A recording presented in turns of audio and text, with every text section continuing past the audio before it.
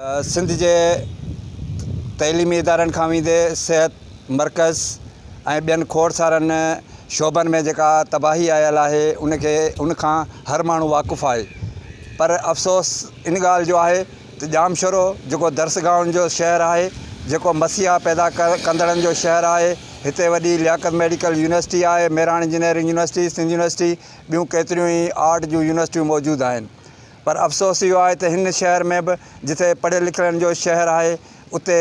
माण्हू सिहत जे सहूलियतुनि खां वांझियल आहिनि।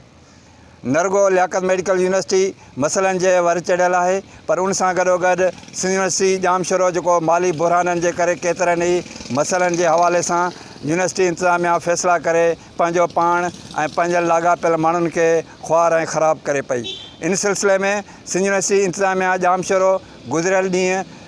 पंहिंजी कैंपस जे अंदरि पंहिंजनि शागिर्दियाणियुनि, मुलाज़िमनि, ऑफिसरनि ऐं हिते भरपासे जे इलाइक़नि में रहंदड़ माण्हुनि जे सहूलियत लाइ क़ाइमु कयल सरकारी डिस्पेंसरी जेका हिन वक़्तु हिकु सरकारी NGOs जे मातहत हली रही आहे ऐं हितां जे माण्हुनि खे न सिर्फ़ु सिहत पर खाद खुराक ऐं औरतुनि जे ॿियनि मामलनि जे हवाले सां उते सिहत जूं सहूलियतूं मुहैया कंदी हुई। पर उते बिजली बंदि हुजण करे अॼु ॿिए ॾींहं ते सॼी डिस्पेंसरी जेको आहे मुकमिल तौर ते बंदि आहे। हुन जी इंतिज़ामिया हुनखे ताला हणी छॾिया आहिनि ऐं हुतां जे जेके पियल दवाऊं आहिनि, जेके फ्रीज़र में रखियल दवाऊं आहिनि, उहे बि ॿिए हंधि मुंतक़िल कयूं वियूं आहिनि। ऐं असां थोरी देरि अॻु अधु कलाक लाइ हिते जिते बीठासीं, केतिरियूं ई औरतूं, केतिरा ई ॿारड़ा, केतिरा ई पीरसन हिते इस्पताल जे गेट खां वापसि वञी मायूसी जे आलम में हुया त हीअ छा आहे, यूनिवर्सिटी इंतिज़ामिया अहिड़ो अमल छो कयो आहे। हिन सॼी सूरत हाल खां पोइ सिंध यूनिवर्सिटी वटि यकीनन पंहिंजा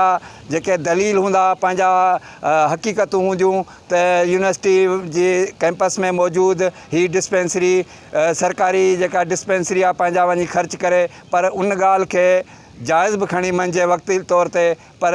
ज़रूरत उन ॻाल्हि जी आहे त हिन डिस्पेंसरी मां हीअ जंहिं कैंपस में जंहिं इदारे जे अंदरि मौजूदु आहे, उन मां फ़ाइदो केरु पियो वठे। हर माण्हू सम्झे थो त हिन कैंपस जे अंदरि मौजूदु डिस्पेंसरी जेका गवर्नमेंट डिस्पेंसरी आहे, उन मां हितां जा शागिर्द, हिते जे भरपासे में मौजूदु सिंध यूनिवर्सिटी जूं जेके हॉस्टलूं आहिनि, बॉइज़ गर्ल्स हॉस्टलूं, उन्हनि जा शागिर्द हिते फ़ाइदो पिया वठनि। हिते जे रहायशी कॉलोनियूं जेके ख़ुसूसन Sindh university housing society, Sindh university colony, officers bungalows, उतां जा रहवासी, उतां जा मुलाज़िम ऐं ब्यूरो ऑफ करिकुलम, सिंधी अदबी बोर्ड जा मुलाज़िम, ग़रीब पेशा भरपासे जा रहवासी, हितां जा जेके आम माण्हू आहिनि, उहे इन डिस्पेंसरी मां फ़ाइदो वठंदा। यकीनन सिंध यूनिवर्सिटी खे इन पंहिंजे कयल फ़ैसिले ते नज़रसानी करणु खपे। ऐं अव्हांखे इहो बि ॿुधायूं त थोरी देरि अॻु में हिकु कार मां लथल हिकु ऑफिसर, उन इहो बि चयो पिए ॾाढी ॾुखाईंदड़ अंदाज़ में त हीअ सिहत जा मर्कज़नि जिते आम सरकार उते सहूलियतूं नथी ॾिए, उते असांजी यूनिवर्सिटी इंतिज़ामिया पिणु हिननि सां ॿिट बणियल आहे जो हिते डिस्पेंसरी जी बिजली कटे छॾी आहे ऐं हितां जा माण्हू